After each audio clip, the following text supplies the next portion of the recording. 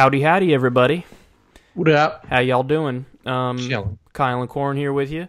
I'm the only one answering your question. I know. I just realized that you're like, how's everybody doing? I'm like, good. I'm metaphorically speaking to everybody who's watching now. You ever notice on TV when they like try and get, like they say you're like, use the audience as like a third person in the conversation? Yeah. I just noticed that on TV. The announcer was like, he was like awkwardly staring at the TV as the other guy was talking. So like you would think like, just look at that guy. He's talking. Like, be polite. Oh yeah, that is weird, isn't it? Staring at the TV and it like yeah.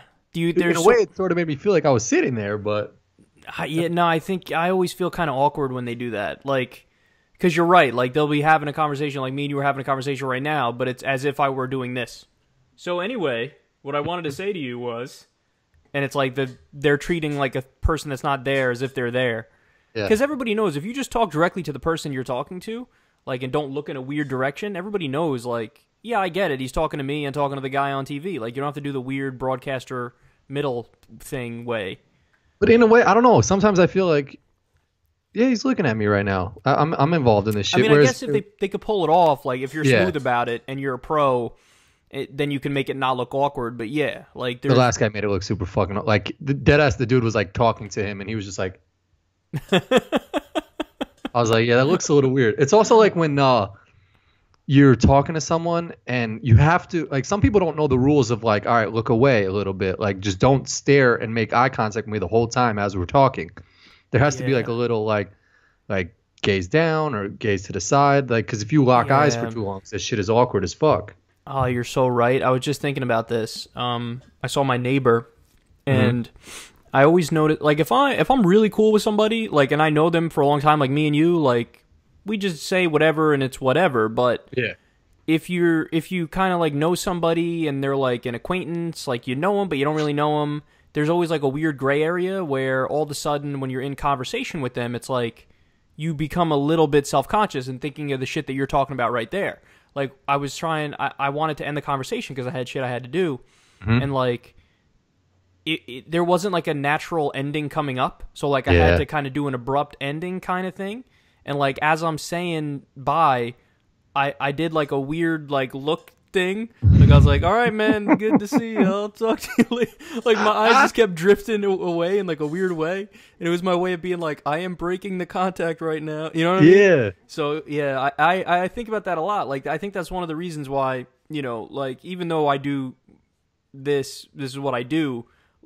Sometimes it's one-on-one, you know, conversations with people who I never met before. I feel awkward in those because it's like you start thinking about all the social cues and all that shit, and it's not comfortable. And also for you, I mean, you probably meet people like you met people at that event you did in New York City or whatever. So it's like you sort of have to figure out a way to like, all right, I'm going to position my feet this way to let them know, like, all right, I got to move on to the next person. Like, not even on some. Yeah, but non-polite shit. That's my problem, though, is that I'm like a little bit of a pushover in some ways. Like, every time I'm talking to somebody, like every time, even if I have like 5 minutes and I'm talking to somebody, like I almost by default will give them like 15 minutes. Oh, really? And that's like a problem, you know? Because like I always feel bad if I'm like, all right, peace, I'm out, you know? And like I let it go as long as I possibly can until I have to be like, okay, seriously, now I got to go type thing. So, yeah, I don't know. I'm weird like that. I'm always like super conscious of it. Like I know when I've met like executives and stuff like that, like in the basketball world or like a celebrity or something, I'm always assuming that it's like, all right, they're gonna give me a quick amount of time. So I'm usually the one who like initiates the like walk away. But sometimes they're like they're the ones that want to talk the longest because it's like, all right, I'm just talking regularly, you know. I'm so happy you brought that up because it just reminded me of when you worked at Madison Square Garden.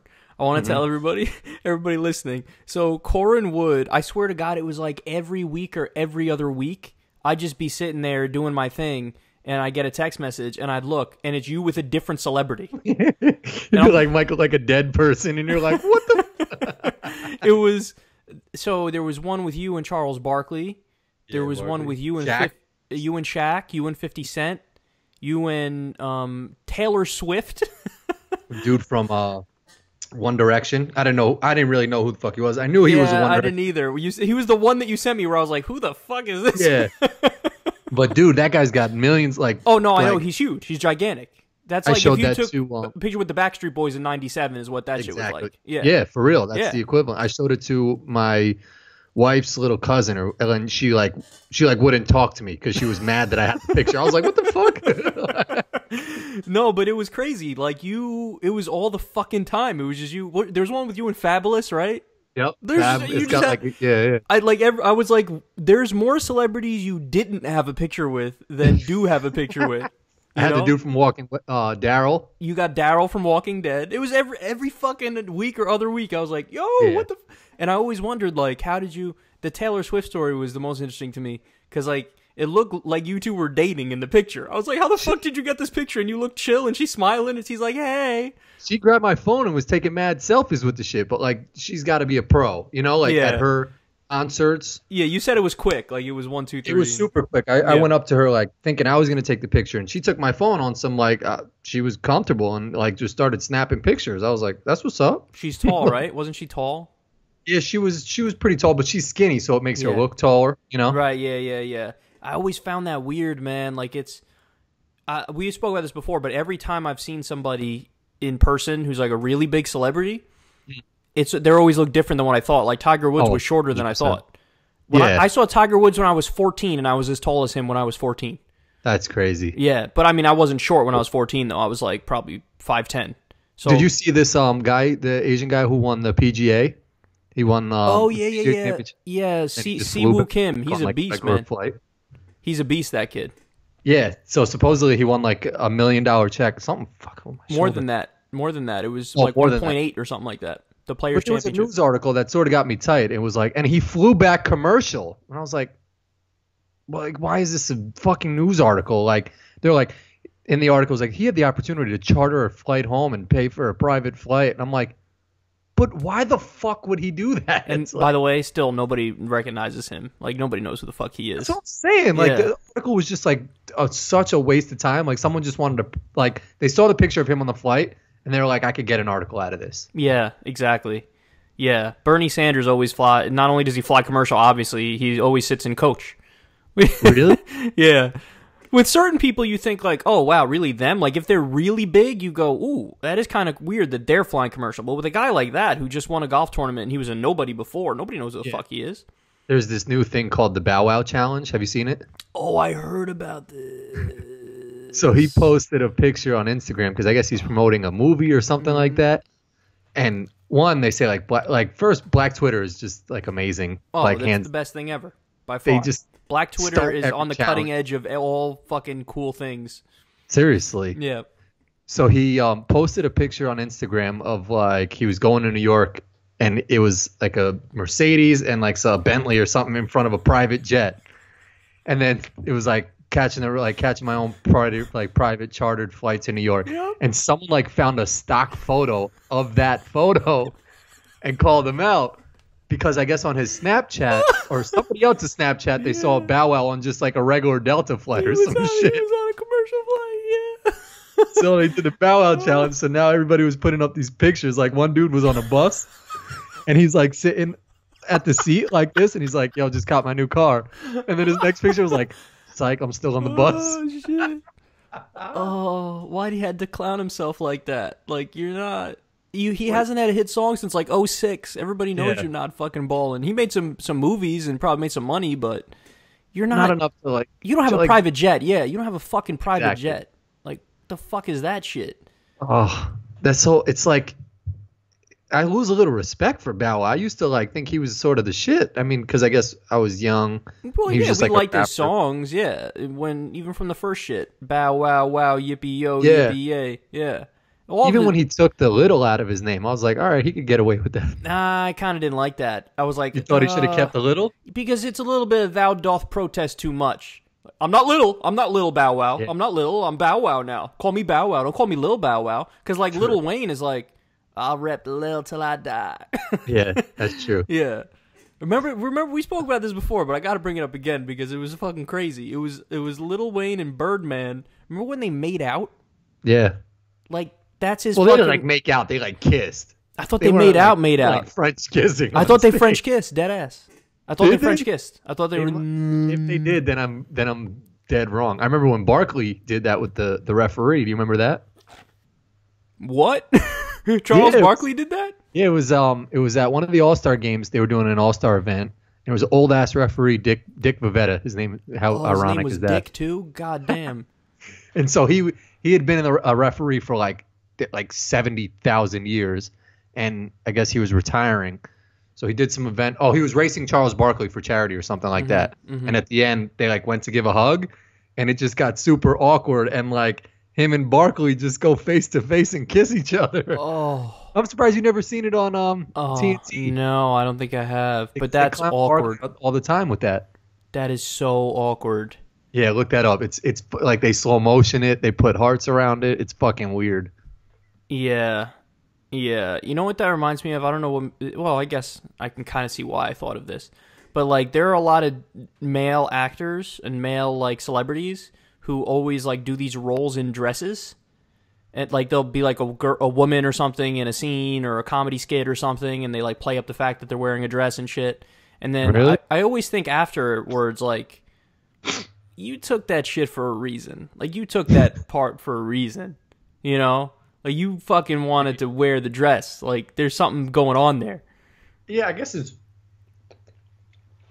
intriguing. I don't know. I know a lot of, like, soccer players, like European soccer players. They always say, like, they're type weird about how they'll, like, kiss each other, like the Italian soccer team or something like that. The dudes kiss the dudes?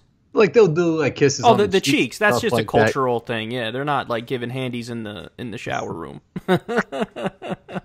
I wonder why it's just like more culturally acceptable to be like more touchy with like or more into fashion like European style or something like that. Yeah, I don't know. That's a good question, man. I don't know. I mean, for a while, I don't know if it's still the case, but for a while it was the thing where like European women don't shave their armpits, and it was just like normal. Like, yeah, I don't know what you mean. We just don't shave it. But, like, here we'd view that as, like, ugh, you don't fucking shave your armpits and you're a woman? Yeah, nasty. Yeah, like, I have that reaction. I'm like, ooh, what? That doesn't even make any sense. But it's just cultural. It's just, we're used to that. If it was the case that no woman ever shaved her armpits, we wouldn't find it gross. We'd just be like, oh, yeah, what do you mean? In fact, if you saw shaved armpits... I guess that's how it is with, like, their fashion and stuff. Yeah, fashion's weird. You know, I like, whatever, teach their own, you do your thing if you love fashion, but, like, I always found it weird, the, like, super obsessed people with fashion, like, spending... And fashion is so, it's what's it? Arbitrary. Subjective. Yeah, subjective and arbitrary, for sure. Yeah. Yeah, it's like, and spending, like, $20,000 on a handbag or some shit.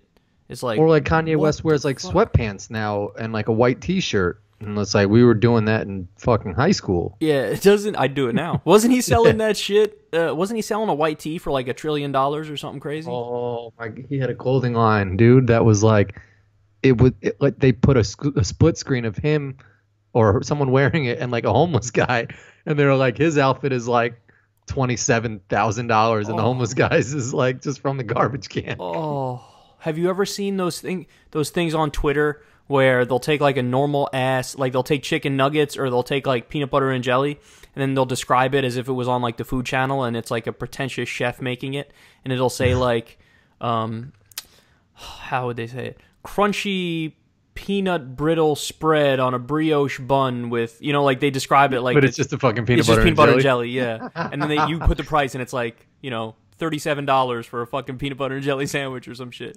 Son, they did that on it was a TV show once. They were like they went to a popular boardwalk and they put the same chocolate cakes next to each other and just put a price tag in front of one. Yep. And it was like whatever, $79.99 and $19.99, and they were like, how does the $19.99 one taste? And they were like, it's okay, it's good, it tastes pretty good. And they're like, all right, now try the $79. They're like, ooh, this one the chocolate is just rich. It's like it tastes. And they're like, you're a fucking idiot. It's the same cake. Yeah, they did that with, I think it was Penn and Teller, did that with water.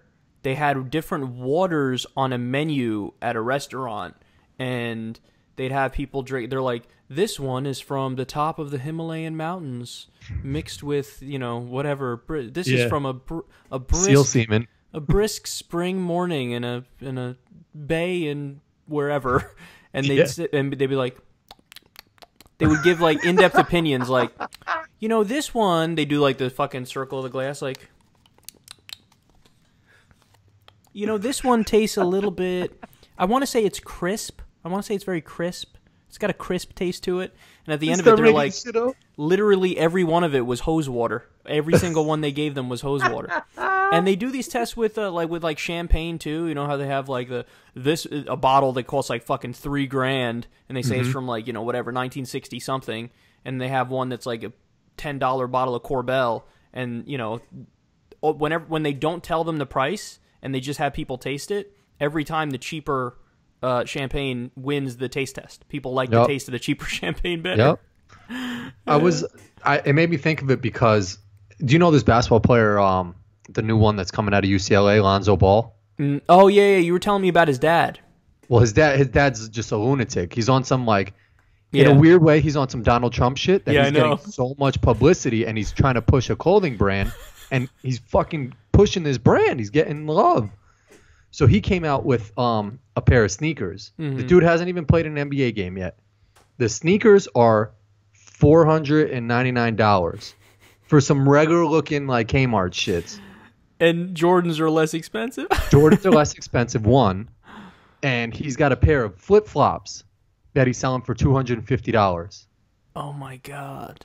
So, that's crazy. All of the news stories now are talking about, like, he's getting so much publicity for these shoes. LeVar Ball. LeVar Ball. So even if he sells 1,000 pairs, they're saying he makes a lot of money, blah, blah, blah. But it made me think of it because I heard somebody say people like will now associate his shoe as like some exclusive, you know, it must be made out of great leather, this and that, when in reality, it's just a bullshit pair of shoes. Yeah, and a guy who's a salesman who really knows how to work it.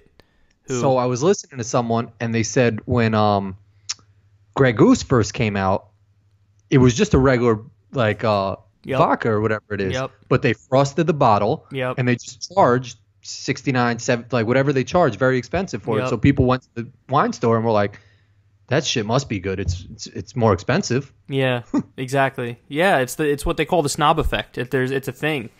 I thought, was the guy LeVar Ball, I thought most people were shitting on him though, right? Weren't most people like, yo, pump your brakes? Yeah, because he was saying stupid shit. Trolling the fuck out of it. Like he tried to get $1 billion from Nike. $1 billion shoe deal. Let me get $1 billion. And didn't he say something like, "Look, I won't take it all at once." Like he said he was better than Jordan. He said he could beat Jordan. Yeah, he's like, "Yeah, I'm a Brom. I could beat Jordan." What the fuck? But I'm saying but you know about him, and you don't follow college basketball too much. I feel like teams might pass up on his son though because he's such a douche and they don't want to deal with him.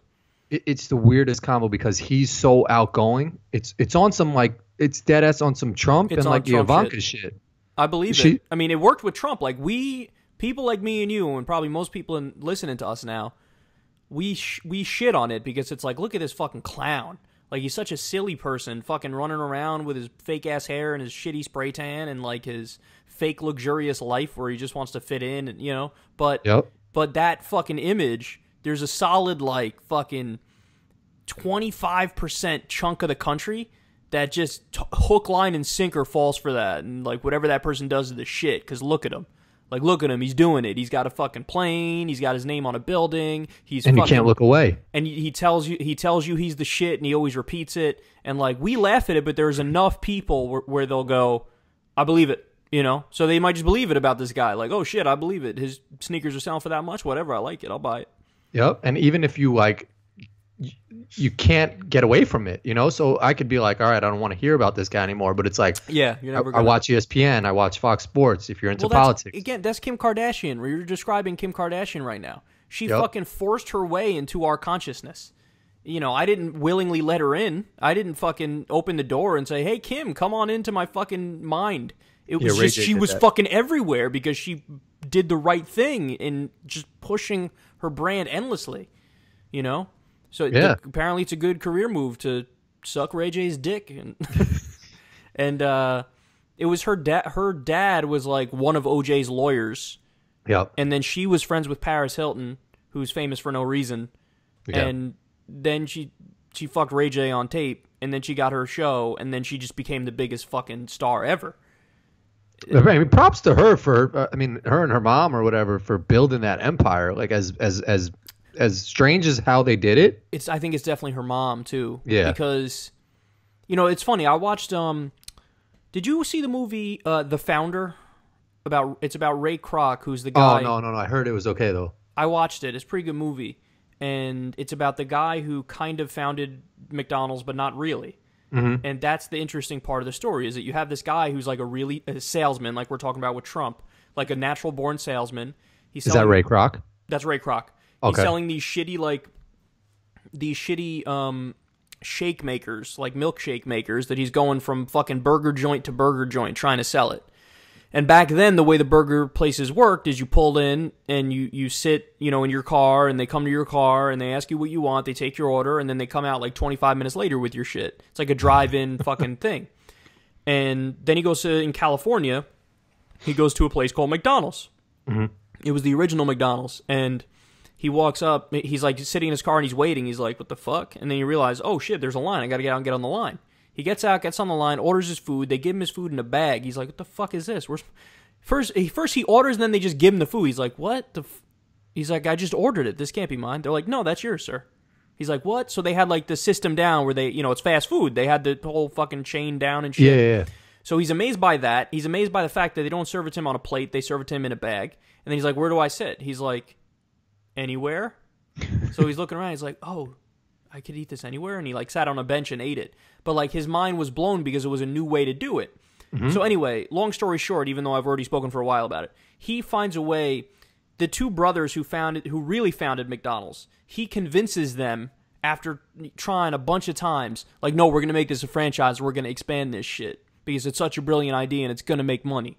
Mm-hmm. And he fucking busts ass and goes to all these different cities and sets up all these different McDonald's. And this is Ray, or this is the original Ray. people? This is Ray. Okay. The two brothers were like just running their own one and really didn't care about. They like keeping it close to the chest and having the small business and controlling everything. Yeah. But Ray was the one. He went everywhere and fucking built up all these McDonald's. And so he had permission from them to go out and build them? He had permission to go out and build them, but the contract was tight. He couldn't do a whole lot of shit. Like, he couldn't change shit on the menu, and he couldn't fucking change the design of the place, like all that. But then after a while, he went rogue, and he was like, fuck that, I'm making changes that I think are better, you know? And what happened is he ended up getting in, they were like arguing. He was arguing with the actual founders, and it got to the point where he bought them out. Like, he figured out how to do a scheme where he didn't own anything when he was spreading all the McDonald's, but he figured out, wait a second, if I own the real estate for all these McDonald's that I'm setting up, then that real estate is worth a lot of money. So he started buying up the real estate where the people would place their McDonald's.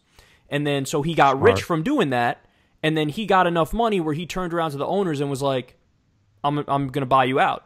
And they're like, what? We don't want to fucking... This is our thing. Like, we started McDonald's. This is our shit. The fuck are you talking about? Like, you came out of nowhere and expanded it, and now you're changing shit, and now you're going to buy it out, and you're the face... And, like, there was pictures of him, you know, as put as, like, the founder of McDonald's, and he wasn't the fucking founder, but magazines were running with I knew him as the founder. I didn't know about those other dudes. Yeah, that's what I'm saying, because he sold that image and fucking pushed it and pushed it and pushed it. And then, anyway, eventually he bought them out. He bought them for a lot of money. He paid them a shitload of money, but, like... What those guys started, I don't even know their fucking names. See, that's the point. What those guys started, he just like jacked, and it was all because of, and they have this in the movie too. I think he's playing a tape of like the power of positive thinking or some shit, and there's a part in it where he keeps talking about, persistence. They say like, there's always going to be somebody out there that's smarter than you. There's always going to be somebody out there that's better than you. There's always going to be somebody out there that's wittier and more naturally gifted and all this shit. But there's one area where you can beat them, and you're guaranteed to beat them if you just wake up in the morning and go. And it's persistence. So if you just keep fucking going, eventually they're just going to give up and say, fuck it. They may be smarter, they may be quicker, they may be this, they may be that. But if you keep showing up, that's all you got to do is show up. And then you fucking get it. And that's kind of how, that's like fucking how Trump won the White House. He's a fucking clown. He's like, you know what? I'm just going to run. And then he's in the debates fucking trolling people, shitting on people, talking about the size of his dick and shit. Yeah. And fucking, you know, calling people Little Marco and Low Energy Jeb. And people went, okay. And then he fucking just alpha mailed his way to the White House because he was just persistent with it. That's it's a bad example because he's such a terrible person, but it does illustrate the fucking persistence thing well. Yeah. Yeah. I mean, and he's still fucking trolling people. The whole Russia shit. Yeah. Right before I came on air, there was some big news that broke. I think he deadass is just like finding stuff that pisses people off, and he's making it a point to do that even more. It's possible. I mean, there was a time, I'm not kidding, there was a brief minute during the campaign when I thought he was trying to lose, where I was convinced of it. Because it was when he said Obama was the founder of ISIS. And then after he called Obama the founder of ISIS, he did a round of interviews.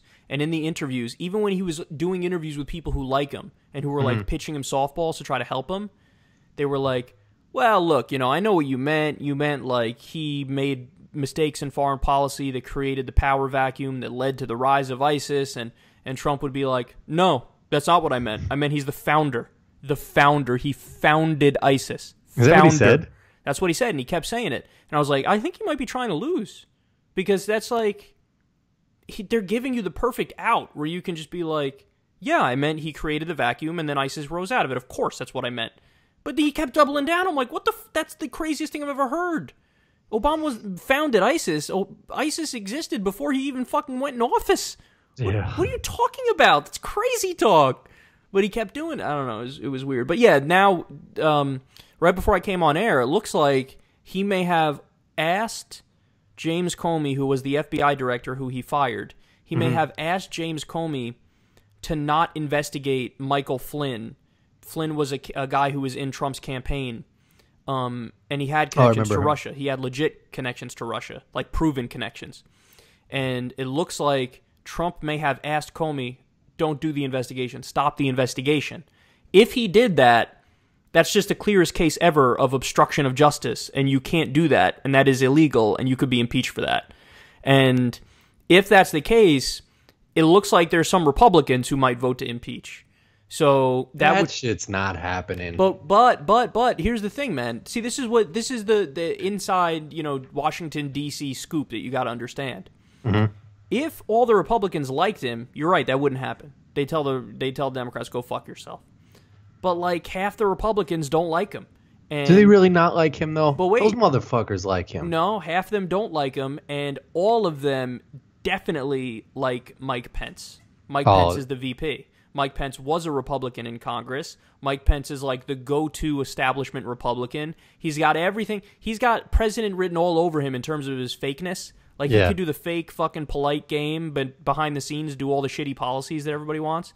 Trump is just a loose fucking cannon. I mean, the guy's a fucking mess. He's a mess. Do you almost prefer Trump more than Pence?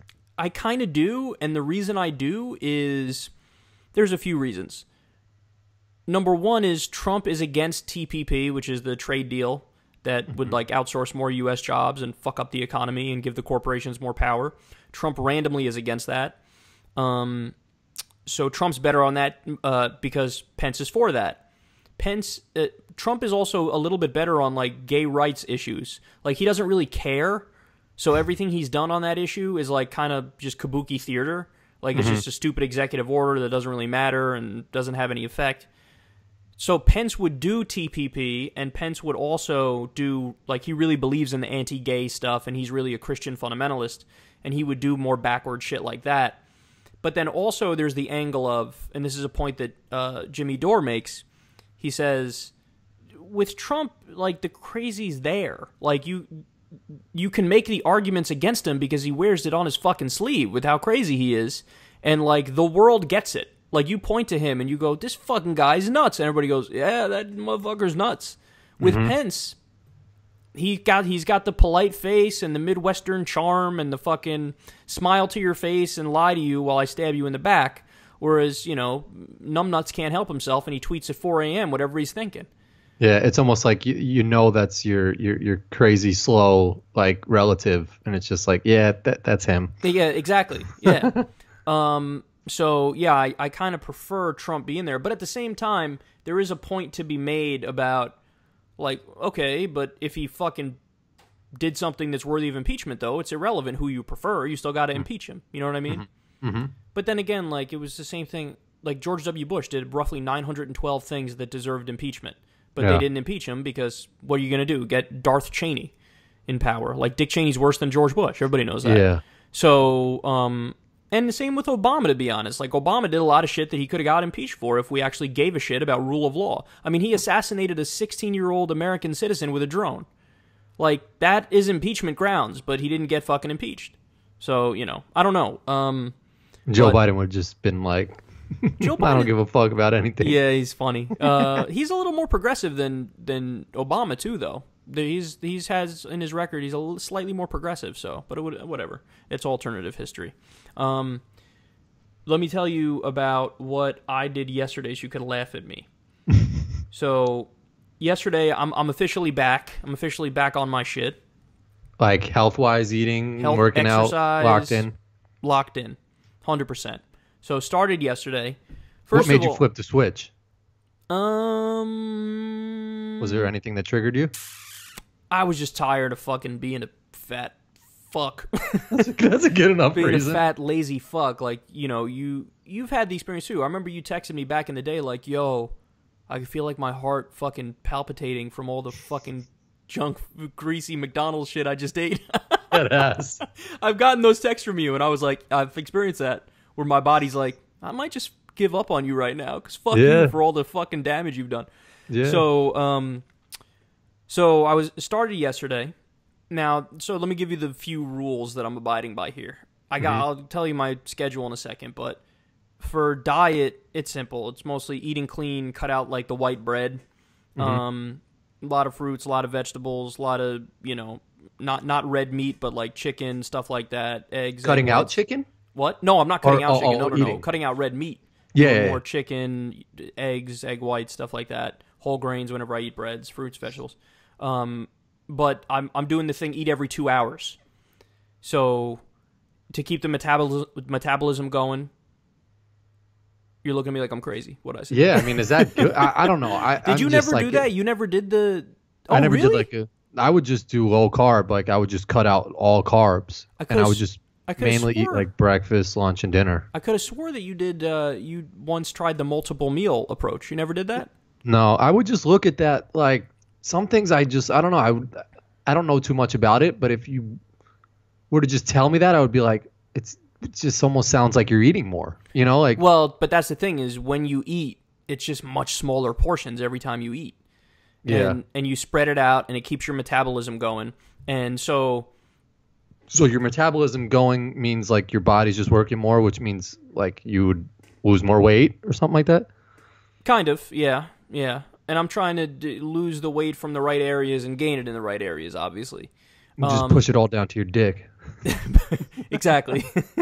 I got to blow it up. What am I going to do? We got to find a way somehow. So I started yesterday. I was like, let me go light. So, but that's the day that I was going to do like legs. I was going to do fucking deadlifts and squats. So I want to do a lot more cardio than I used to do. I never used to do cardio because I was a typical meathead. And I never did legs because I was a typical meathead. I was that dude in the gym, never doing legs.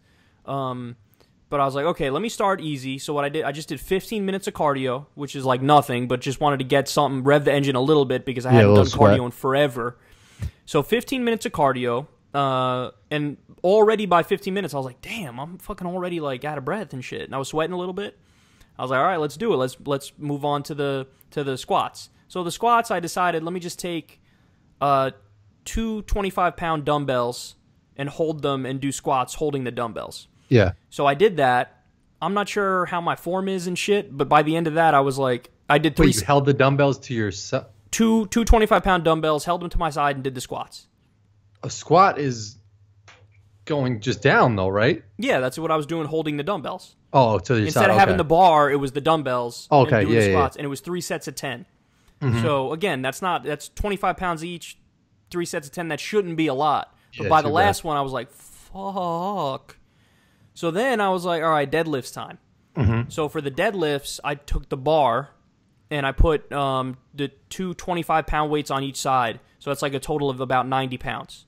And I did 3 sets of 10 with 90 pounds of deadlifts.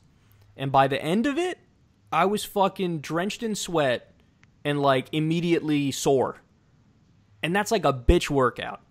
I mean, that's really not. Yeah, but a workout's a workout. Like I'll never fucking like when someone is trying to like shit on someone for doing a workout or doing like a certain type of workout.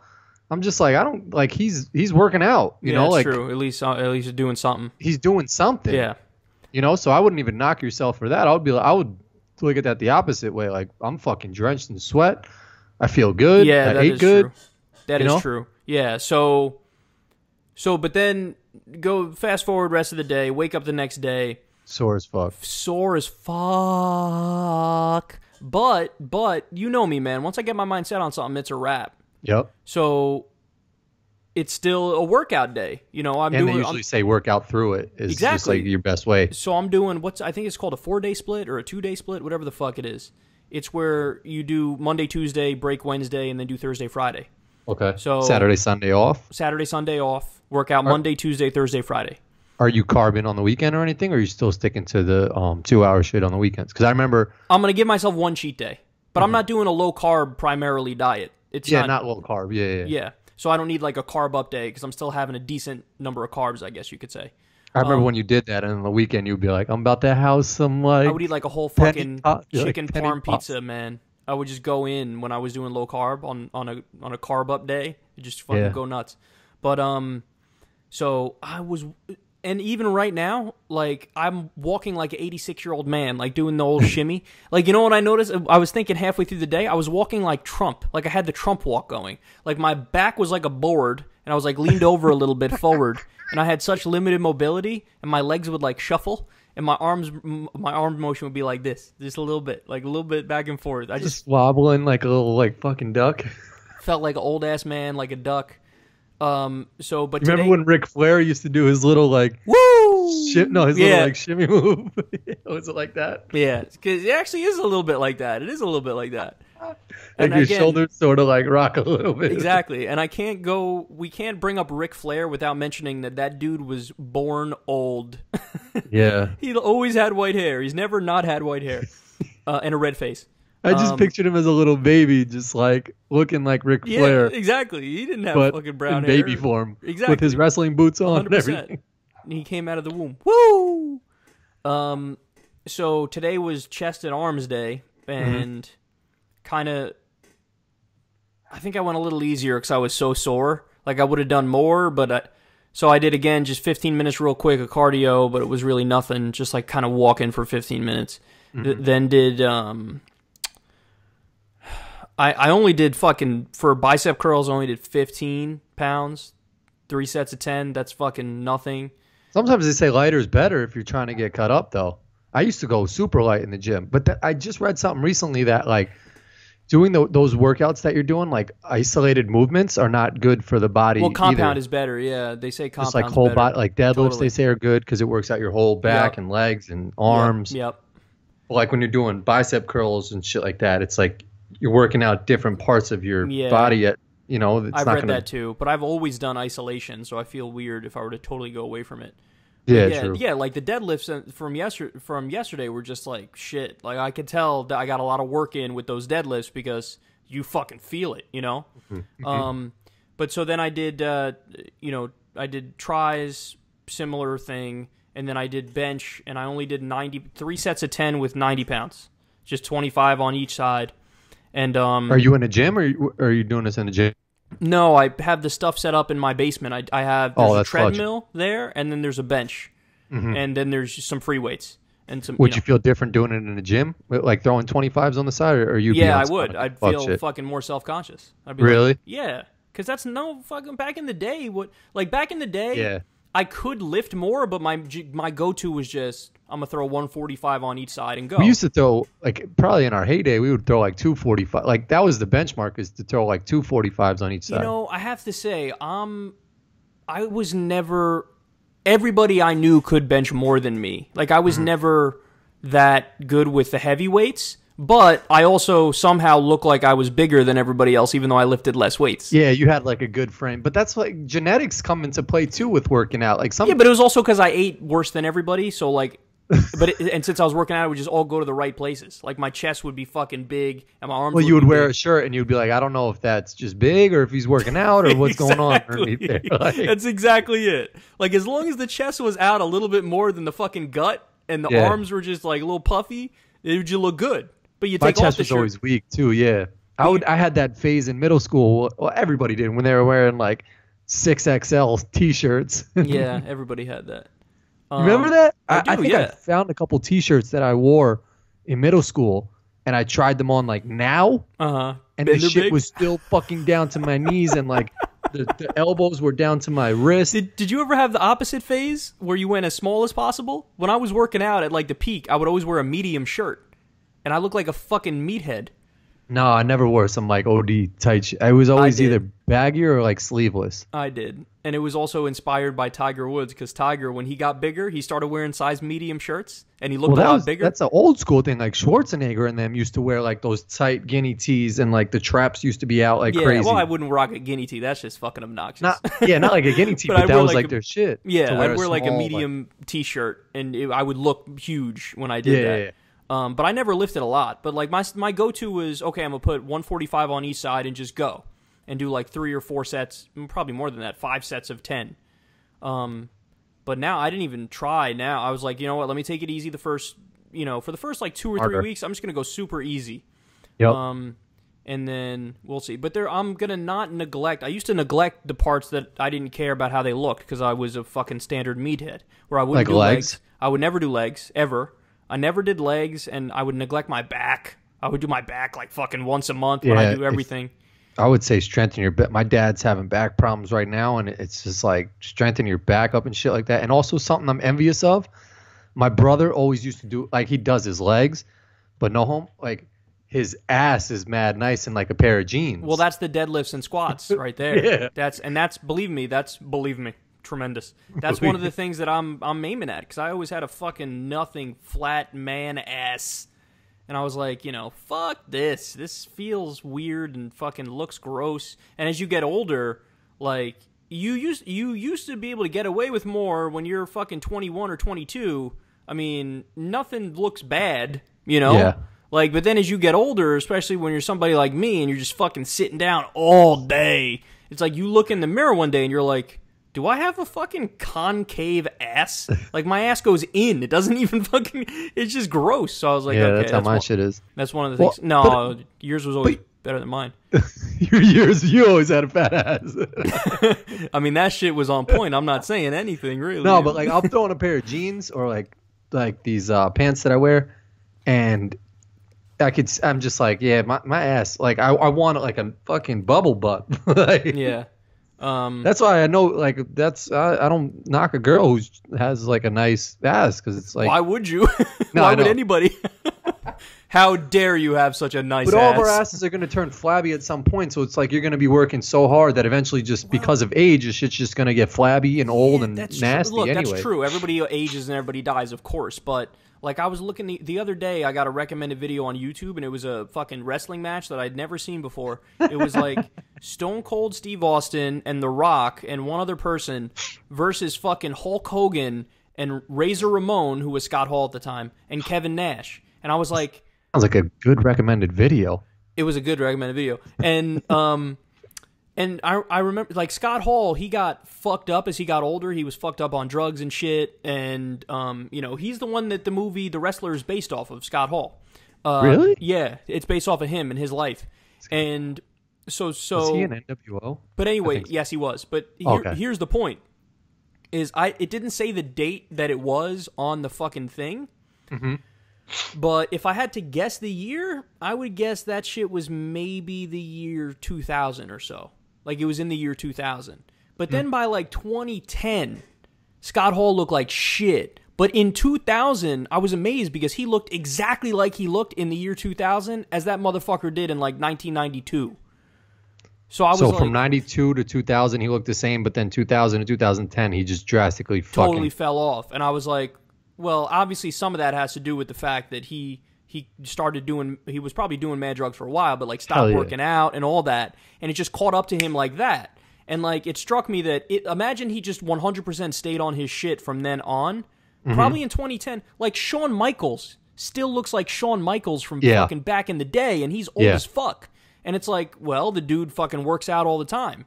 And you know, it's a good point. It's like, I think Jamal Crawford said this best because he's been in the NBA for fucking forever. Yeah. And he was like, they asked him, they were like in the off seasons and on holiday breaks, over All-Star breaks, like he's known to play pickup games, or he'll play any basketball game, any point of the season. Whereas other players, summertime comes, it's like vacation, they won't play. And then when the training camp comes around, they'll start playing again and they'll get injured.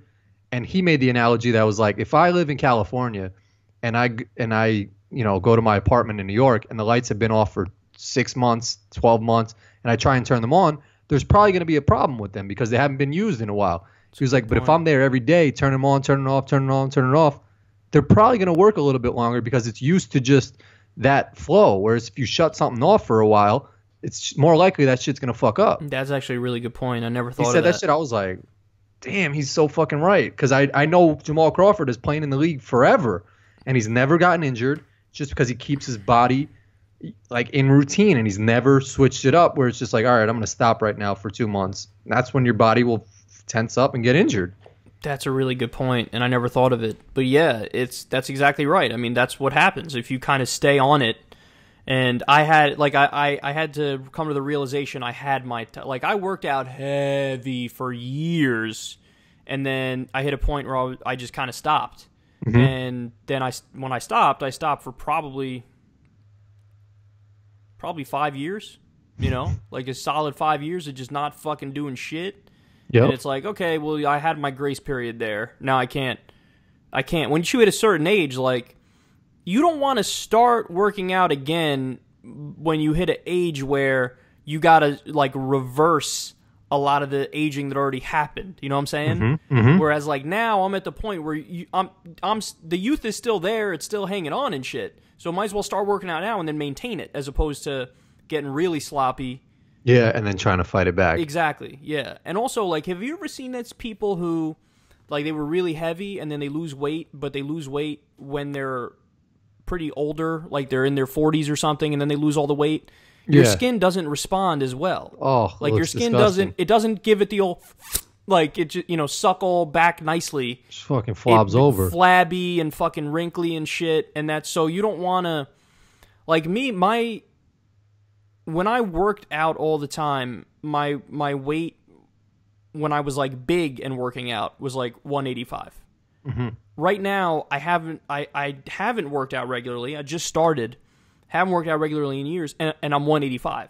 But that 185 is all in the wrong places. Like, it used to be, like, the 185 in muscle and the arms and the chest. Yeah, it was just a lean. You would, be like exactly. Sterner. But now the 185 is like all centered in the gut, and everywhere else is, you know what I mean? Yeah, so 100%. Yeah, so you gotta, while you still can, reverse it and then maintain. And then also, the benefits of just the mental clarity and shit. Like, I did notice after the first workout, it's like you blow off all this steam that was fucking just building up. Where it was just like an existential release of like, okay, now that you got that out of your system, you have a fucking clarity and lightness to your movements where you're like, I'm thinking a little clearer, I can act faster and stuff. You're not dragging your way through the day.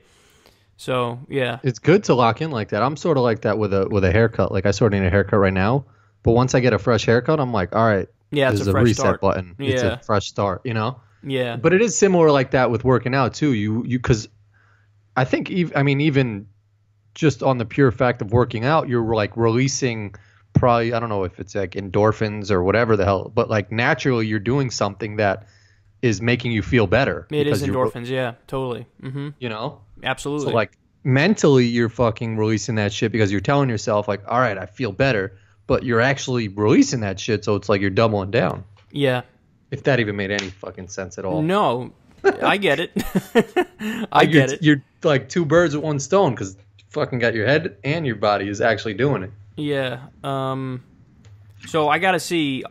Tomorrow's not a workout day. I hope I don't have the latency thing. Like, I was expecting that. Like, you know how sometimes when you work out for the first time, the first day after you're not sore, but then the second day after it hits you like a ton of bricks. Yeah. For me, I got sore immediately the day after. And so I was thinking, I hope tomorrow's not worse, but it might be worse. Especially because now I got the compound The second day is always the worst, cuz. Because now I got the compound shit. I did deadlift, squats, chest, and arms, and so that all could catch up to me. So anyway, I just hope that by Thursday I'm good enough to, do the next stuff. You'll be good. And fucking the worst is, back. do you have you gone in, like, up or down any stairs? Like, going downstairs? Oh, the worst. I used to think my legs were gonna give out. Like, I felt the buckle. Like, I felt the buckle at points, and I was like, damn, I'm so lucky this railing is here, because if it wasn't, I got the buckle going.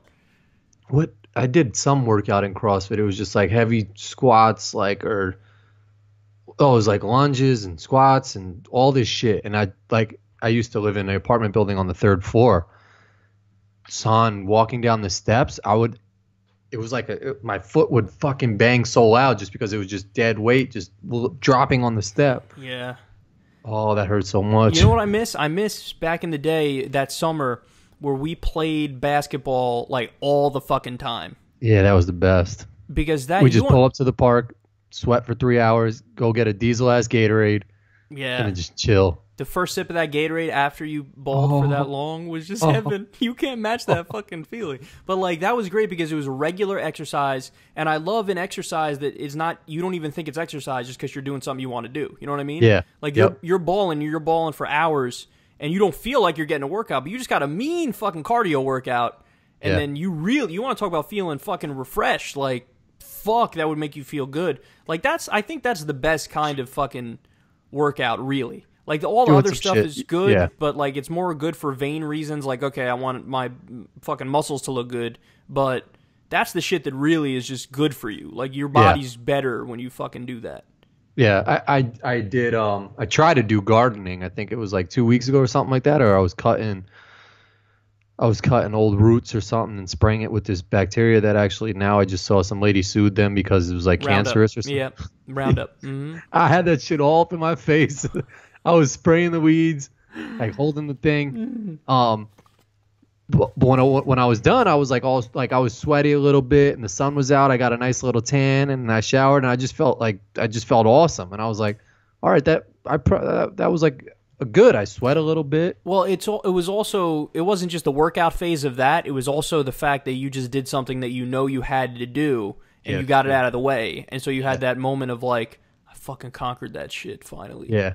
That's a big part of that too. I know that feeling, because when you're like, you've had a resistance towards doing something and you don't want to fucking do it, and you don't want to fucking do it, and you're like, fine, I gotta fucking do it now, and then you do it, but then right when it's over, you're like,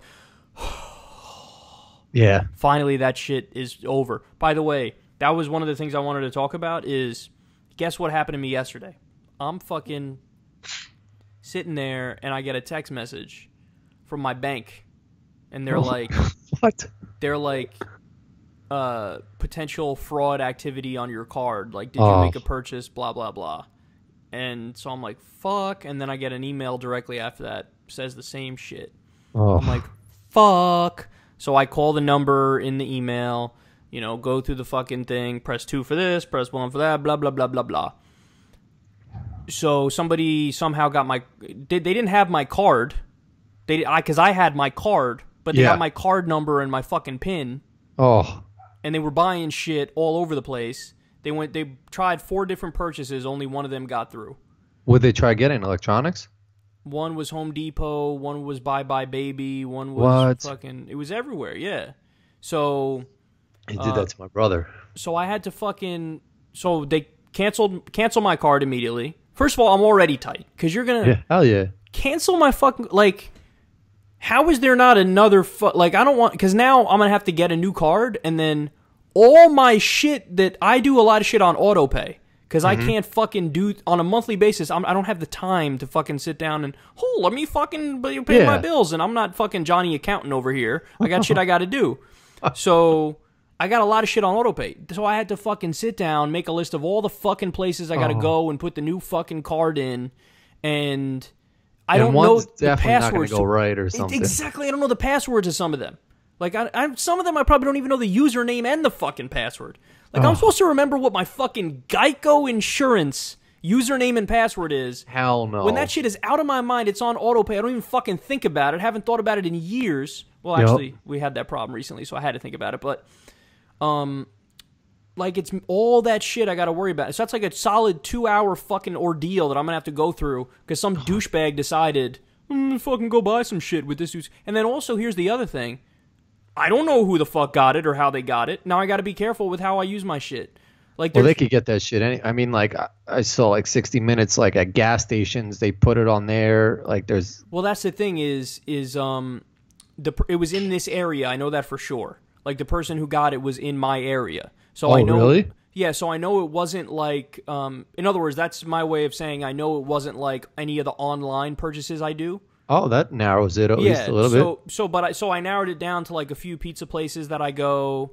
And I guess there's like. Are there like shady ATMs in there? I was gonna say there's 2 ATMs I use, but they're not really shady. But like, it is possible that because they could just come up and put the fucking their own thing. Put their little chip thing on there, and then I slip my card in, and boom, it's a wrap. Yep. But then, like, how the fuck am I supposed to avoid that? It's not like I can ever not use an ATM. Like, I need to. I'm a human being. I got shit I got to do. I need to use the ATM. Yeah. Although my dad said, I think he might have seen one at a gas station once, and he was like, you can tell it's like some extension to the card reader if it's like some fake shit or not. Okay, I should probably take note of that. I mean, I don't know.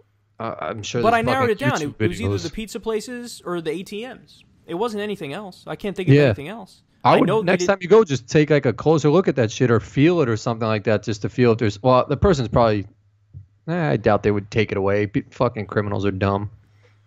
No, I was thinking that if it wasn't one of those ATMs, they definitely have that one down now because he didn't just get me. He probably got a million fucking people. And somebody you think probably, they have it down like they took down the thing, like they took out the thing, like they were either caught or they took it out and moved to a different one. But like they might just do it again. That's the fucking problem. Like they'll always go back to a spot if it was working, you know. Yeah, but like now, what the fuck do I do? Just fucking worry about my shit getting jacked all the time. I know. I'm like, knock on wood. I'm lucky. I also got no money, so no one could fucking pay for my shit. I think this happened a few times, I think, to me. I think this is the second time this shit happened.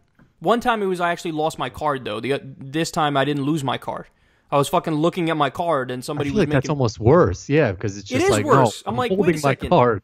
Well, that's like one of the things is I wanted to ask the lady, I wanted to be like, wait, do we really have to cancel a card? Can't I just give you a rule right now that says don't let anybody purchase on my shit without swiping it? Yeah.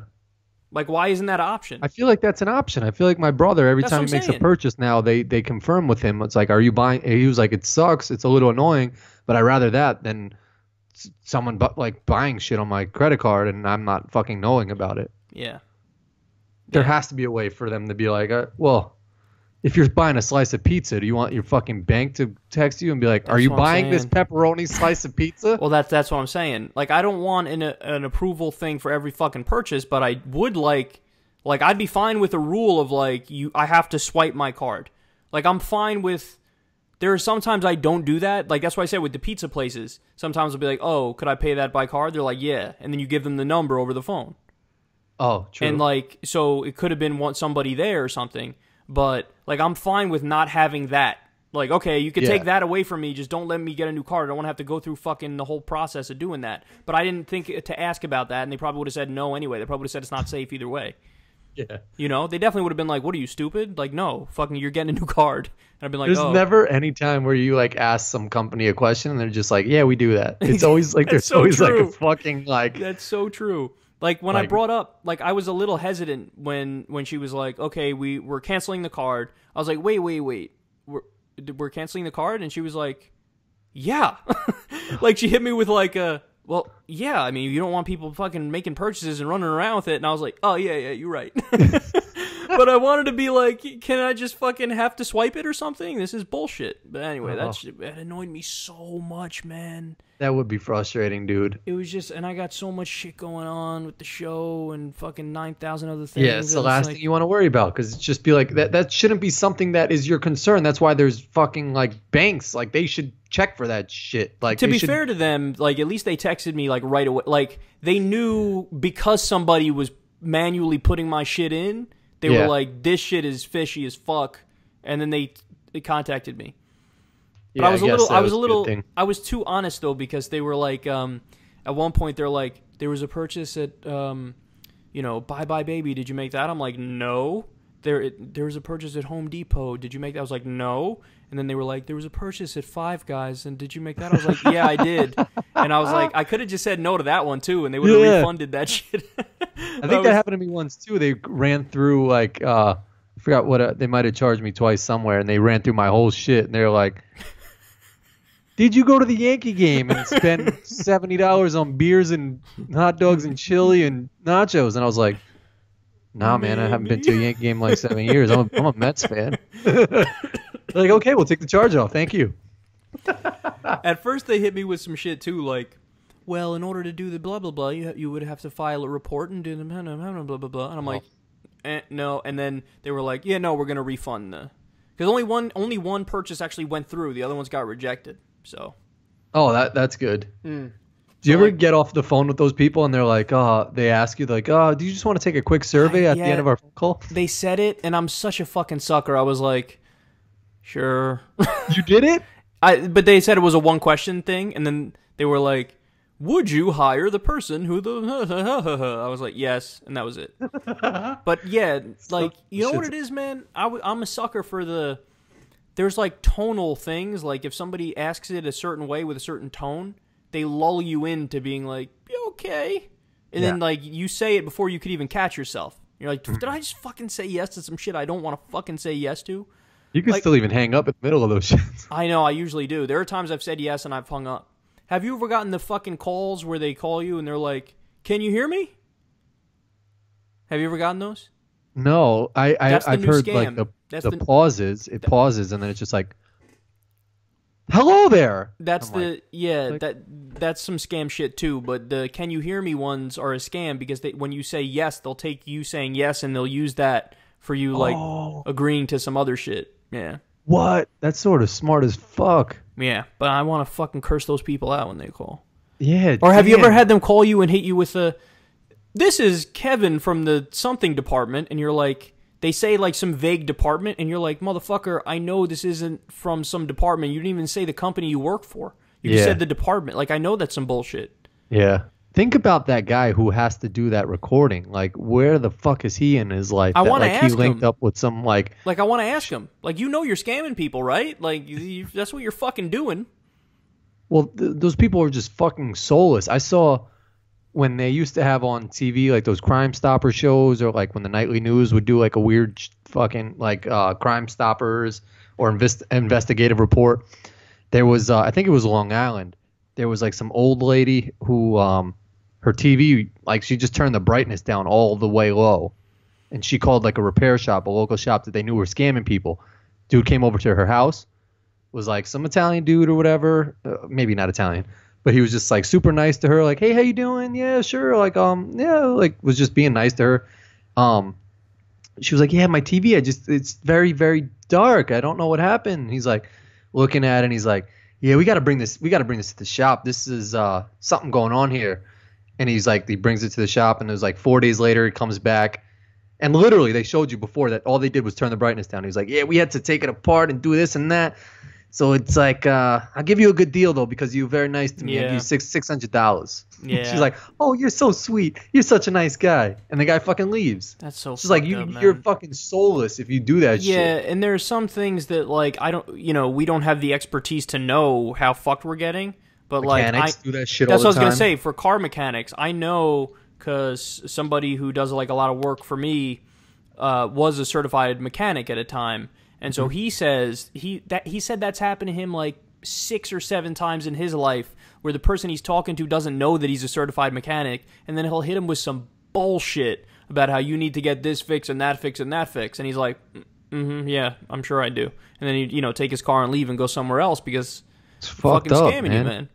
Yeah, I know. Like, I spoke to someone. They were like, you can either get a good mechanic who's not honest, or you can get an honest mechanic who sucks. Yeah.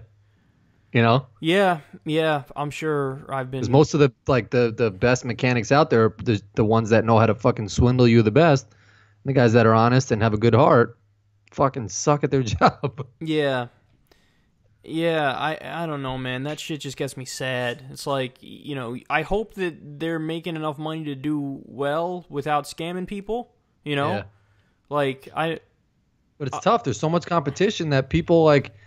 It's almost like, I mean, college basketball. I mean, there's trying to be good coaches out there that probably don't do shady shit. But then if everybody's doing shady shit, eventually you're gonna have to be like, fuck, man, I gotta like catch up to these guys and do something shady to get this player. yeah, it almost reminds you like the MLB when I don't know if steroids are still rampant, but when they were rampant in the MLB and like everybody was hitting these home runs and shit, Mark McGwire and Sammy Sosa, and like that's you've made it so that if you're not doing it, it's not a fair playing field. Like everybody would have to do it if you're doing it. You know what I mean? Yeah. Yeah, so they kind of fuck people over in that respect. But I wonder how many people were. Like, remember we spoke about it with Lance Armstrong. Like, I think everybody in cycling was on some shit, right? Yeah, a lot of people were doing that shit in cycling. Yeah, so it's like, okay, but so if you strip his titles and give it to the guy who came in second, that motherfucker was on that shit too. So who you going to give it? What are you going to do? Are you going to go all the way back to the person who came in 23rd? Yeah, I mean, I guess with a mechanic or some shit, you could still have loyalty in your customers that keep coming back to you because they know you're a good person or something like that. In sports, it's even tougher because it's just like you're getting judged by other, management and yeah. But I'm sure there's owners that look at the guy who runs the mechanic shop and is just like, yeah, you're a great mechanic, but you're charging fucking so cheap, and it's like you got to fucking start ripping people off. So if you want to make money. There's one story that I haven't gotten out of my head yet that I want to talk to you about that I think I mentioned it in passing twice. I didn't do a segment on it on my show, but I just want to bring it up here. I may have mentioned it last week to you. I don't remember, but I want to talk about it more. Trump said that he thinks, I'm not kidding about this, he apparently thinks that exercise is bad for you because the body has a finite amount of energy, and it's like a battery, and it runs out at a certain point. So if you exercise, you're using up your energy faster. Did he say that? He really believes that. Yeah, he said it multiple times. Coming from like a fucking Humpty Dumpty, like whale-looking motherfucker. Exactly. So here's my thought on that. Like, my first thought when I heard that was, okay, he's a fucking idiot because that's not true. But then my second thought was like, I kind of wish that was true though, because he's a simpleton, and that's his excuse for not exercising. Like, of course, and he believes it. I believe that he believes it. So he's like, in his mind, he's like, I'm doing the best I can. What do you mean? I don't fucking exercise, so I'm gonna live for a long time. I don't fucking do that. Yeah, I guess if you psych yourself out and tell yourself. So that was one of those things that is preposterous, but I wish was true, because that would be awesome if like you're like, man, I didn't work out today. That's all right. I didn't want to waste up my battery anyway. Like, you gained an extra day for not working out. Yeah, exactly. I didn't do shit, so therefore I'm gonna live longer. Like, I didn't do anything. I'm saving up my energy. What do you mean? That's obviously the best. I mean, in a way, I look at my fucking dogs, and all they do is just they sit down and do nothing all day, and they live longer because they're not exerting any energy. No, see, but I was gonna say that I'm kind of an idiot too, because that's how I would rationalize it. Like, I like golf, but I don't get to play as much golf as I'd like to get to play. But I always rationalize that as like, yeah, but that's all right, because when I get back, I'm gonna be fresh, and everybody else has been fucking playing a lot, and they're tired, and I'm fresh. I'm gonna play well. And that's just not true. But that's the same logic as fucking Trump and his battery and fucking life. You know what I have the worst, like, that is definitely not true, but I think this shit? I used to watch on like those TLC channels. It was like My 700-Pound Fabulous Life or some shit. And the people would be like absurdly big. Yeah. And I would always think to myself, like, these people might just live for a while because, like, their heart is just like chilling inside this OD big body, but it's just comfy and it's just like chilling there. Like, and it's padded. And, like, it's just, like, it's warm and it's cozy. But then I would tell myself, like, no, you fucking idiot. Yeah. Like, this shit, there's no blood. That's not how it works. That's not how it works at all. I would always just think that. I would be like, oh, she'll live for a while. Like, her heart is just, like, just chill. Like, because look, when I'm in bed, then there's, like, pillows around me and, like, see? blankets. Yeah, and, like, you got the bro theories. And I'm nice. Totally. I'm just like, I'm good. I'm like, I could be here forever. See, but that's what I'll fix for the hard ass. That's exactly the kind of theory that, like, so I wanted to give you one other one that is not true, but I wish it was true. Like, I kind of wish the Trump battery one was true, even though it's ridiculous. Yeah. Yours is kind of good, too. Like, I like that, too. Like, the idea of, like, yeah, if you get heavier, your heart is comfier, and you live longer. Like, duh. You know, you get fatter, you're bigger. So, like, obviously, you're a bigger presence. You're not going to go anywhere. You're not going to die when you're big. Your shit is just cozy. Like, it's just like there's the walls and fat exactly. It's protected. Barriers around it. Yeah, it's protected. Here's the other one that is definitely not true, but it's like a comforting thought if it were true. Flat Earth. People really think that shit. Want me to give you the reason why I think it's more comforting? Because, like, I don't know. Sometimes I'm weird with, like dizziness and fucking not feeling, like, centered and stuff. Mm-hmm. And, like, what we really are, yes, we're on a sphere, and the sphere is spinning at, like, however many thousands or hundreds of thousands of miles an hour, and we're fucking, you know, cascading through space on a sphere that's spinning. And, like, the thought of that's literally what's happening. Right now as I'm talking to you, we're not sitting still. We're moving thousands of miles an hour going in, like, a circle. Yep. And the thought of that, when I think that that's literally what's happening now, it, like, gives me a panic. It makes me feel panicked. Like, no, I don't like the way that fucking sounds. Like, it feels, it's uncomfortable to acknowledge that and to understand that, like, the thought I have is, like, what if I somehow tapped into a more objective mindset at some point? And instead of feeling like I feel right now, like I'm talking to you and we're just sitting here, like all of a sudden I feel like everything's going thousands of miles an hour and shit. Because that's what's actually happening is we're going thousands of miles an hour. So that is such an uncomfortable thought to me that, like, when I think of flat Earth and just a flat fucking Earth just chilling and, like, not moving in space and just sitting there, I'm like, yeah, I wish that one was true. That would be a lot better. See, that's what I'm saying. It would be a lot better, but then you could just fucking drive off the edge. That's true too. Yeah, isn't it funny Unless that, it like sort of wraps around to the bottom and then like you come back around like a treadmill or some shit? But then it's not flat, right? Like, in order for it to be flat, it doesn't have to be flat. Like, you can't fucking. No, you could still be flat and have a bottom to it. Yeah, but then how does it work with gravity though? Like, gravity's not gonna. When you turn the corner, you're just gonna fall. If the world is flat, you're not gonna go around and then under and stick with it because. Oh yeah, that's true. Because then it would be like some weird shape that we don't know. Yeah, that's what I'm saying. Like a rhombicom or something. You would think that the people who believe in flat Earth, like, that would be enough for them. Like, oh, hey, nobody's ever sailed off the fucking corner of the Earth. Yeah, yeah. I don't know what people's arguments are for that shit. It's just like they have really detailed ones that are fucking, like, avoid that rabbit hole because there are some conspiracy rabbit holes that are like, I almost appreciate the art of a good conspiracy. Like, there's an art form to a good conspiracy where you're like, I know what you're saying is bullshit, but you weaved such a nice story that I almost want to believe it. You know what I mean?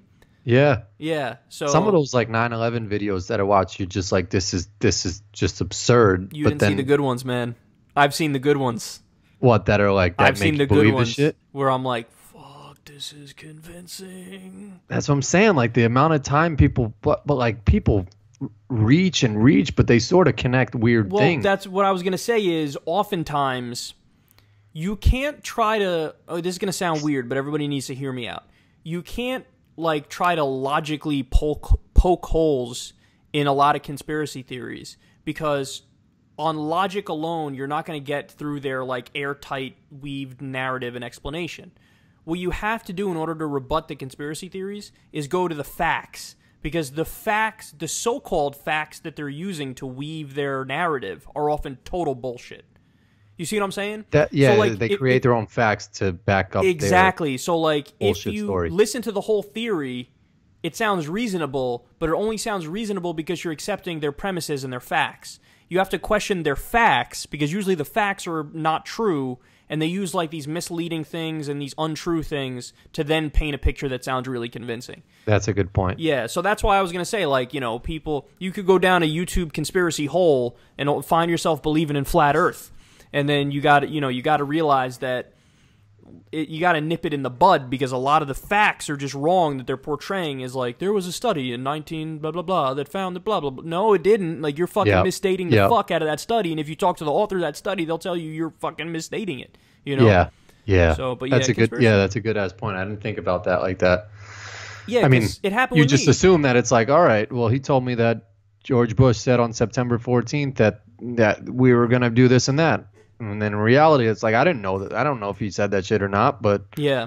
this person said it in a good voice that he said it, so that makes me think, oh, that is a little weird that on that next day he did come out and say that. Yeah, that's right. Some of them, I've found myself in the conspiracy rabbit hole from time to time, and I'm like, okay, because I know from what I do with secular talk, like if you're gonna comment on it, you can't take it at face value. You'd have to go and fucking break it all down, and like that shit would be so tedious. That's why I feel like a lot of them are unrebutted. Like there's a lot of conspiracies that are unrebutted because it's like the amount of work it goes into debunking the sheer amount of bullshit that was hurled at people to make them believe something like that. That's a good point too. Yeah, it's just a pain. There's not a lot of ass. people that are going to take the time to find a fake news story. Where do you start? It's like, all right, now did he just make this up? Now I got to research it for 3 days to find if it was made up or not. Did you watch Eddie Bravo on Joe Rogan talking about flat Earth? No, but I heard that Rogan went off on him a little bit or some shit like that. Yeah, a little bit. Yeah, but Eddie's funny. Was he convincing? Well, yeah. No, Eddie. See, the thing about Eddie is he's kind of exactly what I just described. Like, because I found myself. He's a conspiracy theorist on everything, though, right? That's right. But like, where he went into flat Earth going no way, but then he watched a bunch of fucking YouTube videos and he was like, I'm convinced. And like he's the perfect example of what I'm saying. Like you got to question the fucking facts of what they're presenting, because if you accept the facts, then at the end it'll make sense because they weave a narrative for you. Yeah. Like he fell hook, line, and sinker for it, so he's there arguing for it really strongly. And like poor Joe Rogan's trying to like poke holes in his theory, and he's got like Jamie fucking Googling shit. Oh. And they're arguing about flat Earth for like over an hour. There's some things it's not even worth fucking like. At one point, I was like, "What am I watching right now? Like, what the fuck am I watching?" They're really arguing about this, and then they almost all of them believe the moon landing is fake. Well, I don't know if Jamie believes that, but Rogan thinks parts of the moon landing were fake. Well, I mean that shit. There's some weird shit about that. I don't know too much about it, but they say like that the flag was moving and like how would it wave? Look, man, I'm not a fucking. But that's why I'm afraid. Like I'm afraid to look into shit like that because. And who gives a fuck? It's like when people debate who's better, Michael Jordan or LeBron. It's like, no one gives a fuck. Like, so what? Go to the moon now. I've avoided the moon conspiracies. I've never looked into them. Never thought about them. Supposedly Rogan was big on. He thought was. That. There was a time when he was a full-on total. It was all a hoax conspiracy theory guy. Now he's not that. Now he says he thinks they went there, but parts of it were faked. Is what he said, or what he thinks. I think, but like, my whole thing is, I'm an idiot, and what am I going to do? I'm going to watch a few YouTube videos on it and then know everything about it? No, like, ideally, I'd like to fucking talk to the people who did the fucking thing, or talk to people at NASA right now, because chances are if you have somebody sitting next to you from fucking NASA and they're watching one of these things, they'll laugh the whole fucking way through it, because they'll just explain to you, okay, here's why that's wrong, and then they'll, you know what I'm saying? But like, yes, it's obviously true that if I sit here and I watch it myself, not being a guy who knows anything about science in any serious way, and I'm sitting here watching that shit, something like that I would find convincing. Like, oh, the way the flags were moving on the but then if you sit next to a NASA person, they'd be like, well, actually, the gravity is blah, blah. Like, that's what happened. In fact, I think that's one of the reasons why Rogan went away from being a full conspiracy theorist, is because he did a fucking podcast with Neil deGrasse Tyson, his first one, and Neil deGrasse Tyson broke down, like, a lot of shit for him. Like, no, here's the thing behind this, here's the thing behind that. Yeah. You start convincing yourself of shit when you don't know it. Yeah, exactly. And the other thing about conspiracy theories, you kind of alluded to it right there before, is I noticed this about the 9/11 conspiracy guys, is they get so obsessed with it and get so caught up in conspiracies that they're no longer for anything. Like they were, like they're involved in politics, and they want to be involved in politics, and they want to be part of like an important big movement. You can get that sense from all conspiracy theorists. But conspiracies like sidetrack good people into only giving a shit about their conspiracies, and then they're no longer focused on actually doing anything constructive. Like if they want to be involved in politics and they want to get Medicare for all, or they want to fucking end the wars, or you know what I mean? Like there was a They strong have an agenda. Right, there was a strong contingent of the 9/11 conspiracy people who were like, yeah, we want to call this out because it'll stop the fucking wars that Bush is sending us to. So it's like, okay, good, you're against the wars. I'm happy that that's great. But like they would only talk about the 9/11 conspiracy instead of like protesting and saying, let's fucking get out of the wars. Yeah. And it's like, yeah. oh, you kind of lost your way. Like you're no longer focusing on the thing that's the policy important thing. You just look like a crazy person. Literally all they want to do is like have a fucking, like, let's have another investigation. Woo! It's like, and then what? Like even if they came out tomorrow and they said, ladies and gentlemen, every single one of the 9/11 conspiracy theories has been proven true. We did a thorough investigation, and that is our conclusion. And then what? What are you going to do? Fucking dance in the street? You can't take back the fucking 9/11. Yeah, like, what are you going to do? Like, what's the next logical step? Like, okay, well, you that's guys... like how it is with this Russia shit. It's almost just like do you think they should keep going with it? It's just like every day I'm hearing about Russia. I know. I never thought they should even start talking about it, to be honest, because there's 377 other fucking things Trump has said and done that are worse that you could hammer away. The dude signed a bill that gives away our internet privacy. The bill had like a 7% approval rating. He signed a bill that lets internet companies take your information and my information and sell it to advertisers when we don't want them to have it. So he signed that bill and nobody even fucking talks about it. Like he just That's signed what a I'm bill. saying. Like what the fuck are you talking about that shit for? He appointed somebody to be health secretary who traded $300,000 worth of stock in a company that he then proposed a bill that would help that company. The most corrupt fucking shit in the world. Nobody talks about it. Nobody says anything because they're fucking Russia, Russia, Russia. And you got to understand. That's all I hear. And I think the Democrats do that because the corporate Democrats don't really believe in Medicare for all. They don't really believe in raising the minimum wage. They don't really believe in ending the wars. So they can't talk about serious shit. So, like, they think this is an easy way for them to score points. They view it as like a political layup. Like, oh, if I just scream Russia all the time, then I'll win the next election. No, like, you got to actually fucking talk about what you're for. And not just like, oh, he's a fucking Russian agent, bro. Keith Olbermann is the most insufferable douchebag on the internet now because of this Russia shit. I saw a video of him. He's at like GQ now, and they had like they try to have some cool like layout behind him. It was like half blue and half red, and it was like off-centered behind him. And he was just yelling the whole fucking video. Like it got to a point I was just like, stop yelling at me. Like just speak. Speak normal. He somehow has gotten more. I know people who know him, and apparently, like in real life, super out of touch, super douchebag, like on another level. That's what he looks like on fucking whenever his videos. Totally, but then also, yeah, like every time they tweet, I've seen people tweet videos of him. There's always these fucking screen captures of his face, and he's always got like that fucking fake smug, like I'm very serious face on, like I'm saying something that's gonna save this nation. Yeah. It's like, no, you're not, douche face. Like what the fuck? All you do is rant about treason, and then what, Keith? What are you going to do? Okay, you impeach Trump, and then you get Mike Pence, and then what the fuck are you going to do, Keith? You going to scream about Russia some more, and then what? Then get rid of him, and we get Paul Ryan, you fucking douchebag? Well, how about you talk about policies and things that matter in people's lives? Fucking moron. I can't stand that douchebag. He must have thought he was so cool, and he was just like, I'm going to GQ to do politics. It's like, motherfucker, they don't even have politics. They're fashion. Yeah. He's just... literally, I forgot what the video was about, but I think it was Michael Rappaport like retweeted it, and he was yelling the whole video. It was about Russia. Every single fucking thing he does now is about Russia. But at the end, I was just like, I had a headache.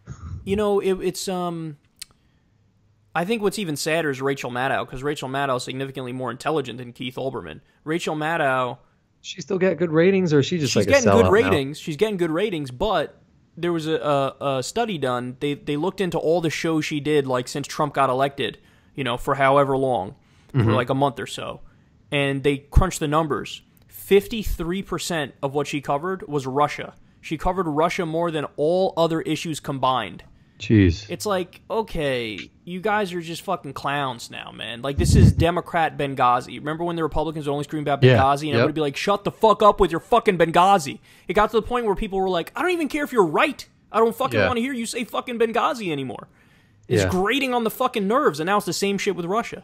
It's insane. Like, I just, like, scrolled through the radio, and it was just like, Donald Trump in Russia, and I was just like, he must be doing other shit too that is probably fucking us It's over that I endless. want to hear about. The other shit is fucking endless. There's so much shit he's doing that. That's what I'm saying. Like, he probably knows that the Russia shit's gonna get so much attention, and like I said, he's trolling us that he's doing all this other shit that it's not even getting coverage. There's a theory right there, man. That's a good theory.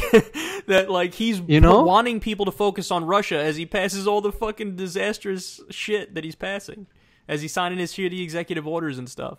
That's what I'm saying. It's scary. That's like, good. Because everybody says the opposite. Everybody says, like, it's a distraction from Russia. Like, he's doing other things that are a distraction from Russia. It's like, no, he wants you to focus on Russia as he does all the fucking horrible... He fucking dropped the mother of all bombs on Afghanistan. That's literally what they call the bomb.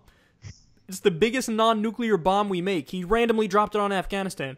And they were like, why'd you do that? He's like, the military wanted to do it. He said, what the fuck? What are you talking about, man? That fucking just...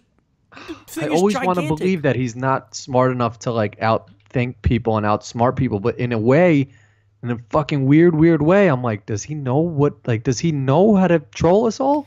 I honestly, I don't think this isn't, somebody put it well. They said he's not House of Cards, he's Veep.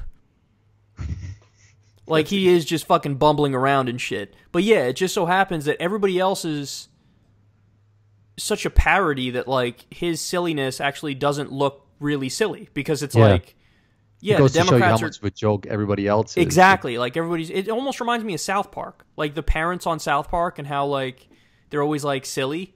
Like, that's what the Democrats remind me of now with like the Russia thing. They're like the parents on South Park, and like, fucking Trump is Cartman. He's like a douchebag, but like at least there's an element of like, there's something there about him where you're like, oh, what are you doing? What's going on here? It's like more interesting than fucking Stan's dad or some shit. Which is like, with the Democrats with their Russia shit. So far that you don't think he gets it, that almost just like, does he get it? Does he get it? That's a good point. I've thought that before, yeah. Yeah, there are times it felt like that where it's like, oh, was that like part of his fucking plan? And usually not. Usually he's just an idiot and he's bumbling his way, but other people are so silly that like it works. Yeah. So, all right, man. Let's give it a rap skis here. There's one other thing I wanted to say, but I'm forgetting, so we'll just drop Knicks, it. They got the 8th pick in the draft. They had the draft lottery tonight. They can't even fucking manage to get that shit. I'm so like, what's been happening every season for me, every NBA season? I'll start the season really excited, really looking forward to it, and then like 9 Knicks games in, I'm not even watching anymore. I know. Because there's no staples anymore, like a T-Mac or a Kobe or like a Iverson, like old school. Just it's not even that.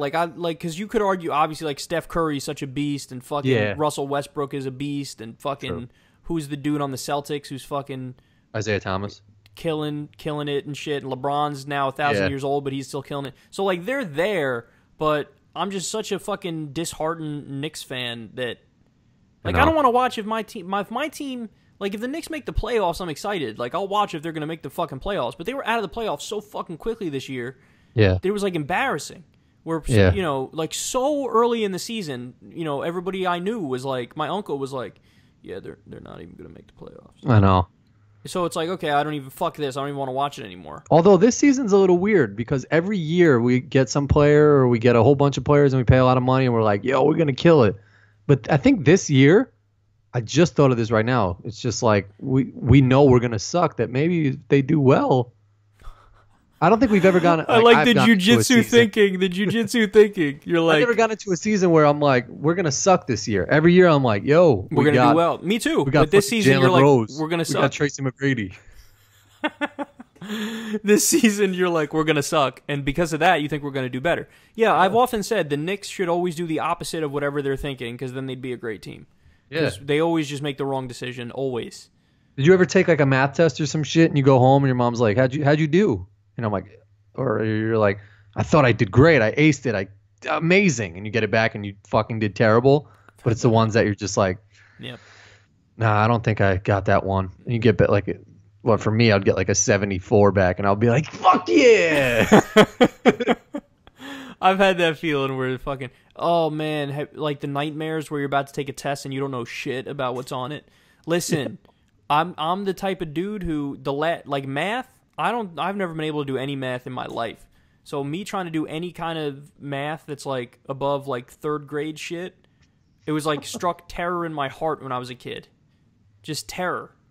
How bad of a feeling was that when you looked at like a math question and you were just like, you didn't even know where the fuck to go? Like, that was me all the fucking time, dog. Dude, that's such a hopeless feeling. Like, it's like you got to sort of glance at the person next to you. No, and you're listen. Like, fuck, I can't see his paper. Listen, I was a math cheater, man. Because there's no way I was passing any math class without cheating. It's just. But it's sort of an art to even cheat in math because it's like it's hard to like see where the numbers go and shit. Like, you know, like no, like that's the thing is sometimes the douchebag teachers would hit you with the show your work. So like you have to show the fucking steps you made. And I was like, fuck, yep. I can't just put the fucking last thing, which was the answer with the circle on it, and just be like. Or the calculator used to do the whole shit for you, but like you never really had the whole work. Exactly. So you remember those Diesel-ass Texas Instrument calculators? Yep. Those used to fucking solve like world problems on that shit. I was so fucking bad at math. It was embarrassing. I was the worst fucking math student ever. But I told you, a recurring nightmare I have is being back in school. And one of the fucking nightmares would be not having any idea. A math test? Yeah, like a math test or some shit. Like, I'm good. I could do some English shit, some history, you know, some writing shit. Like, free writing, fucking say something about this. It's like, okay, I could do that. But you give me some fucking hardcore. Like, math is the worst, and then probably science is the second worst. Yeah, science sort of sucks, too. Like, I didn't know dick about that. But like, if you think about it, like, if we didn't pass those tests, like, we wouldn't be able to just, like, get a job. And it's just like, how do you remember any... Well, I'm not going to say like social studies because you're into politics now, but like even like yeah, I don't remember anything math. I don't remember any of that. Yeah, shit. Like some earth science question that was just like what root goes into the outer like. Well, that's the thing. School should be like half geared towards practical life stuff and half geared towards like learning things that you really should know just because you're an educated, well-rounded person. You know what I'm saying? Like there should be something about fucking, you know. Balancing your checkbook and shit, you know? Well, I was talking to someone 2 days ago or Sunday, and they were saying when I went to college, I never really knew, like, if you just take, like, 8 shots in a row, like, right then I felt fine. But then it just smacked me in the face, and I would just, like, pass out, and I would be drunk as shit. And he was like, I wish there was, like, a high school class where it was a controlled substance, where you're in a classroom, where you could take, like, 4 shots and, you know, feel what it feels like. No, that's a brilliant point. I think that's totally true. Because when you don't discuss these things and you don't educate people about these things, they're going to fucking experiment, and there's going to be a disaster some percentage of the time. Yeah. Whereas if you walk people through it logically, then like when... Like, here's 1 shot. Right. Then you're there the whole night or something like that. Here's 2 shots. This is what you feel like. Or you don't even need to necessarily take the shots. Just fucking explain that shit. Be like, look, here's the deal. Too. Like, drinking... I just wanted to take shots. Like, yeah, drinking has upsides and downsides. Some people are not going to do well with the substance. Some people will do okay with it. If you do it in moderation, yada, yada. And just fucking give people facts. Like, okay, you could ruin your life with it, or it could be something that's a benefit for you every now and then on the weekends. Like, you could just break it down. Yeah. Because I did that shit, too. You know the story? I think I probably told the story on air of... You might have been there. When we had the... there was... a New Year's party that we went to. It was in New Rochelle. And it was myself, Henry, maybe you, and some other people. Mm-hmm. And we went to... It was... I won't say the name because I don't know if they would want me to, but like it was 1 grade younger than us. So I think it was when we were seniors and they were juniors, or we were juniors and they were... No, it was probably when we were juniors and they were sophomores. Okay. But like, okay, so to that point, I never drink hard liquor, ever. Like, I was always just beer, and it was whatever with beer, I was fine. But it was the first night I was like, I'm going to have some hard liquor tonight. And I went in. I went in skis. And I had, I don't think I'm exaggerating here, 14 shots. Damn. And it was like back to back to back to back. That's what I'm saying. And so when it was time to leave there and go to like a different party, I wasn't driving, of course. I walked out the back door of that person's place. Everything was spinning. Yeah. When I walked to Henry's car, I did like a fucking, in the lawn, I did like a fucking figure 8 to get to his car, just like stumbling to get there and shit. You're a speed skater or some shit. Yeah, that's what it looked like.